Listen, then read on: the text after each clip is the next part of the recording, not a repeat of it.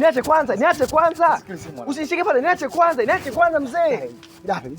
Shida nini mzee? Niache kwanza. Naomba panga, nipo chini ya miguu yako. Mwanangu. Shida nini kwanza? Najua unaumia, lakini mwanangu, mimi ni baba yako. Yule ni mkeo. Tuko sawa? Kuna serikali pia. Tuko sawa? Sitaki mwanangu nikupoteze. Kila mtu katika hii dunia anaishi vile alivyozaliwa. Sasa haipo sawa hii. Ni sahihi mwanangu, haipo sawa.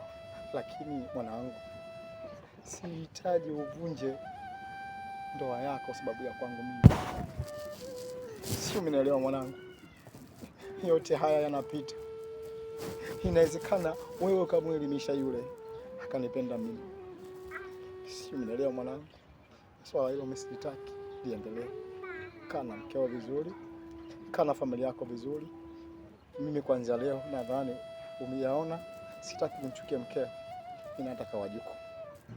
Sio, umenielewa? Nielewe, mimi ndo baba yako. Mimi ndo baba yako. Mimi ndo nateseka. Sio, umenielewa mwanangu? Maisha mema mwanangu. Mzee, Faza.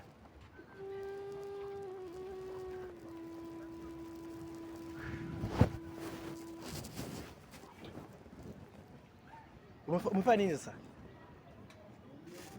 Umefanya nini na kuuliza Mariamu, umefanya nini? Ni yule mzee wangu yule.